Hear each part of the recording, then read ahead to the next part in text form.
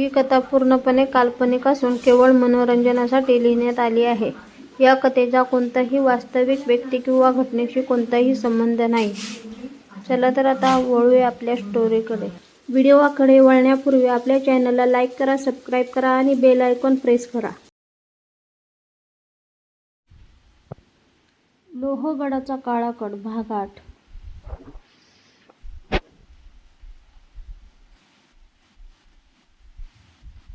गुहेतील त्या जुन्या सिंदुकातून मिळालेला कॅमेरा आर्यनने काळजीपूर्वक हातात घेतला. अनेक वर्षांची धूळ त्यावर साचली होती, पण तो अजूनही व्यवस्थित होता. समीरने त्यातील मेमरी कार्ड काढून जवळच्या जुन्या व्हिडिओ प्लेअरमध्ये बसवलं.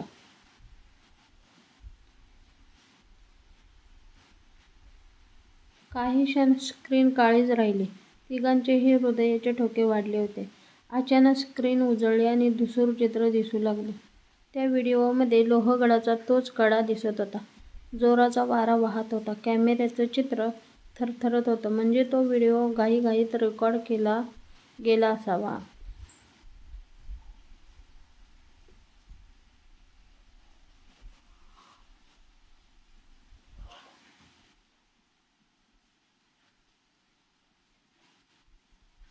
काही सेकंदांनी स्क्रीनवर एक अनोळखीचा चेहरा दिसला. आर्यनच्या डोळ्यात आश्चर्य दाटलं. तो त्याचे वडील होते. त्यांनी कॅमेऱ्याकडे पाहत शांत आवाजात बोलायला सुरुवात केली. जर हा व्हिडिओ माझ्या मुलापर्यंत पोहोचला असेल, तर याचा अर्थ मी सांगू इच्छितो असलेले सत्य अजून जिवंत आहे. आर्यन, प्रत्येक गोष्टीवर लगेच विश्वास ठेवू नकोस.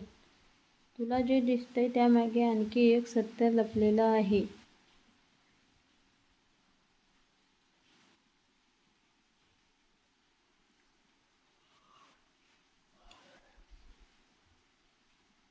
आर्यनचे डोळे पाणावले. तो स्क्रीनकडे एकटक पाहत राहिला. निशा त्याच्या खांद्यावर हात ठेवून उभी होती. समीरही शांत झाला होता. व्हिडिओ पुढे सुरू राहिला. आर्यनचे वडील गुहेतील एका भिंतीकडे बोट दाखवत म्हणाले, या गुहेत एक गुप्त मार्ग आहे. तो मार्ग उघडण्यासाठी 3 चिन्हे शोधावी लागतील.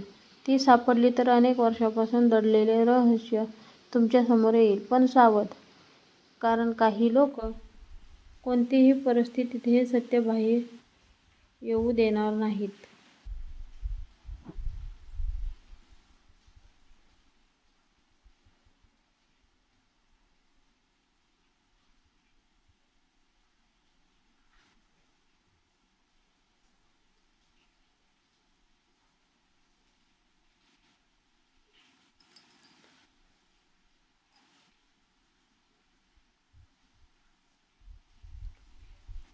इतक्यात व्हिडिओमध्ये अचानक कोणीतरी धावत येताना दिसले.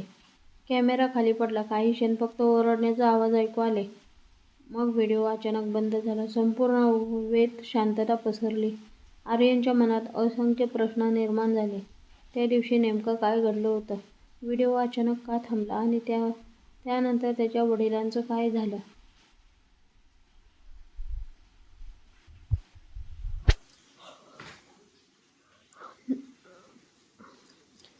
तेवढ्यात गुहेच्या आतून थंड वाऱ्याची झुळूक आली. भिंतीवर लावलेली जुनी मशाल आपोआप पेटली. तिच्या प्रकाशात भिंतीवर कोरलेली 3 वेगवेगळी चिन्हं चमकू लागली. ती चिन्हं डायरीत काढलेल्या चिन्हांसारखीच होती. आर्यनने ती डायरी उघडली आणि तुलना केली. सर्व चिन्हं जुळत होती. समीरने हळू आवाजात म्हटलं, याचा अर्थ गुप्त मार्ग खरोखरच इथे आहे.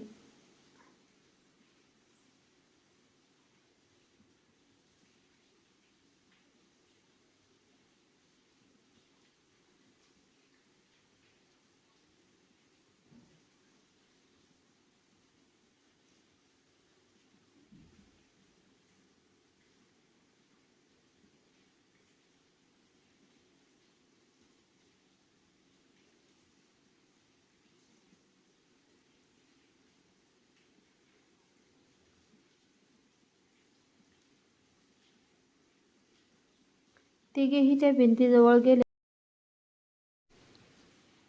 आर्यनने पहिल्या चिन्हावर हात ठेवला. अचानक संपूर्ण गुहा हलू लागली. छतावरून धूळ खाली पडू लागली. निशा घाबरून मागे सरकली. काही क्षणांनी भिंतीचा एक भाग हळूहळू बाजूला सरकला आणि आत एक अरुंद दगडी मार्ग दिसू लागला. त्या मार्गातून थंड हवा येत होती. अंधार इतका दाट होता की टॉर्चचा प्रकाशही फार पुढे जात नव्हता. दूरवर कुठेतरी पाण्याचे थेंब पडण्याचा आवाज घुमत होता. आर्यनने एक खोल श्वास घेतला. आपण आत जाणार, आता मागे वळायचं नाही.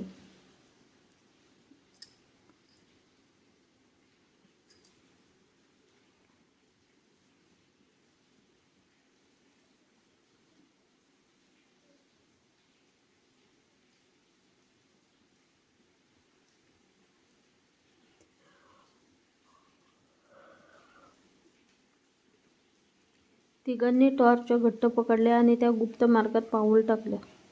त्यांना अजून माहीत नव्हतं की त्या मार्गाच्या शेवटी त्यांची वाट पाहत होतं असं एक सत्य, जे त्यांच्या तिघांचं आयुष्य कायमचं बदलून टाकणार होतं.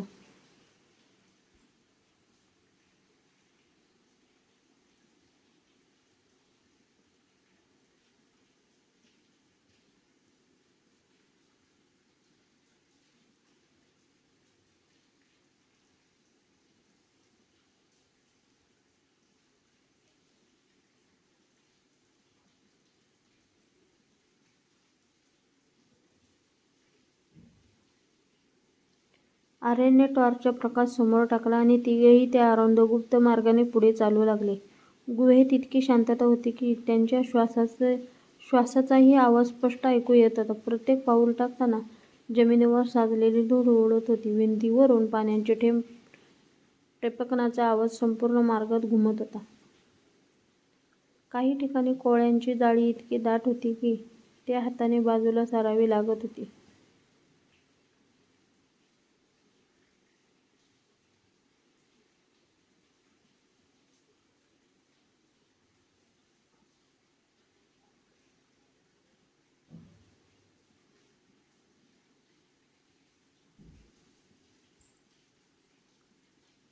अनेक वर्षांपासून या मार्गात कोणीच आलेलं नसावं हे स्पष्ट दिसत होतं. पण त्या शांततेतही एक विचित्र भावना होती. जणू कुणीतरी त्यांच्याकडे पाहत होतं. काही अंतर चालल्यानंतर मार्ग अचानक दोन भागात विभागला.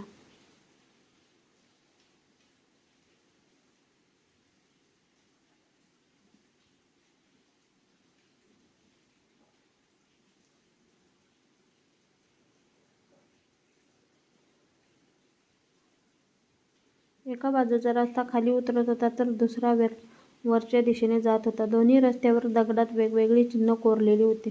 डायरी उघडून आर्यनने ती चिन्हं तपासली. डायरीत लिहिलं होतं, जो मार्ग सोपा वाटतो तो विनाशाकडे नेतो, जो मार्ग कठीण वाटतो तो सत्यापर्यंत पोहोचवतो. तिघांनी एकमेकांकडे पाहिलं आणि वरच्या दिशेने जाणारा कठीण मार्ग निवडला.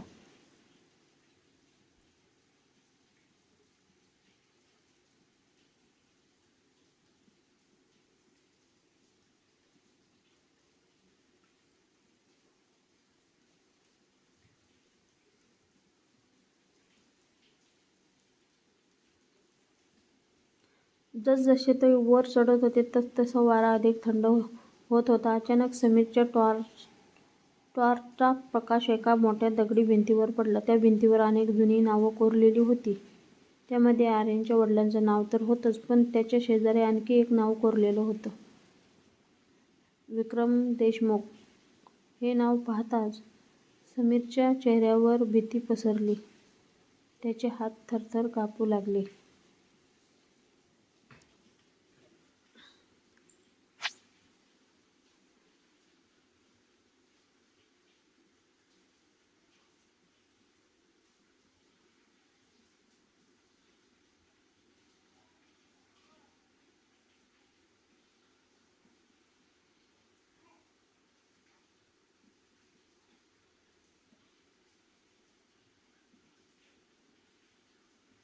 आर्यनने लगेच विचारलं, समीर, हा विक्रम देशमुख कोण? समीर काही क्षण शांत राहिला. त्याच्या डोळ्यात अपराधीपणाची छटा होती. शेवटी तो हळू आवाजात म्हणाला, ते माझे काका होते, पण घरात त्यांच्या नावाचा उल्लेख सुद्धा केला जात नव्हता. हे ऐकून निशा हादरली. म्हणजे या रहस्याचा संबंध फक्त आर्यनच्या कुटुंबाशी नव्हता, तर समीरच्या कुटुंबाशीही होता.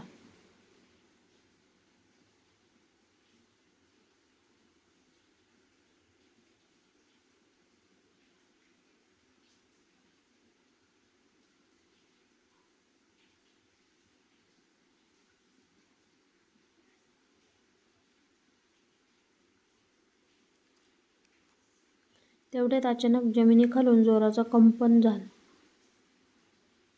कंपन झाला. धडम! गुहेतील काही दगड खाली कोसळले. तिघेही बाजूला पळाले. धुळीचा मोठा ढग उठला. काही क्षण काहीच दिसेना. धूळ खाली बसल्यानंतर त्यांना समोर एक लपलेली दगडी दरवाजा दिसला. त्या दरवाजावर मोठ्या अक्षरात कोरलेलं होतं, विश्वासघात करणाऱ्याला प्रवेश नाही. आर्याने दरवाजा उघडण्याचा प्रयत्न केला, पण तो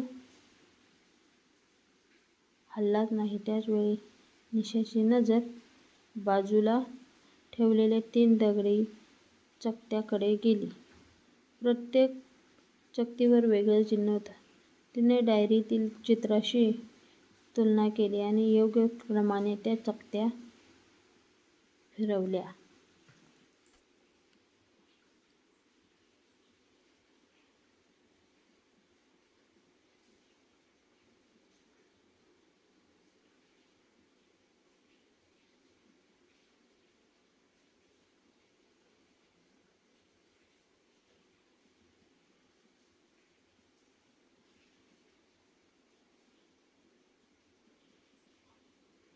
घर जड दगडी दरवाजा हळूहळू उघडू लागला. आतलं दृश्य पाहून तिघेही थक्क झाले. समोर एक मोठं दालन होतं. दालनाच्या मध्यभागी लाकडाचं जुनं टेबल, त्यावर कोरलेली कागदपत्रं, जुने नकाशे आणि भिंतीवर लटकलेला एक विशाल फोटो होता. आर्याने टॉर्चचा प्रकाश त्या फोटोवर टाकला.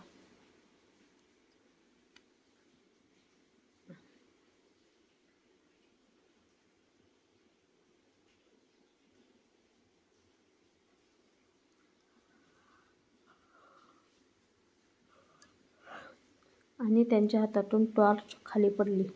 त्या फोटोमध्ये त्याचे वडील समीरचे काका आणि त्यांच्या मधोमध उभा असलेला तोच रहस्यमय माणूस दिसत होता, जो काही दिवसांपूर्वी गुहेबाहेर त्यांना भेटला होता.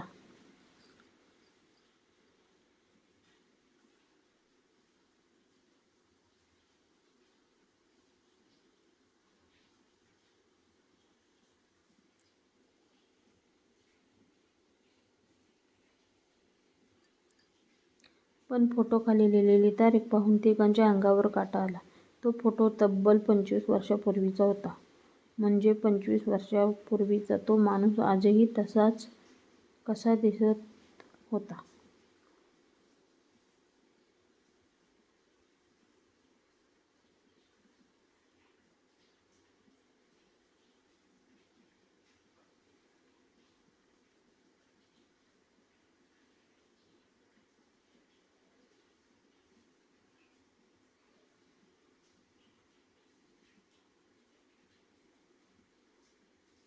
हा प्रश्न तिघांच्या मनात वादळ निर्माण करून गेला.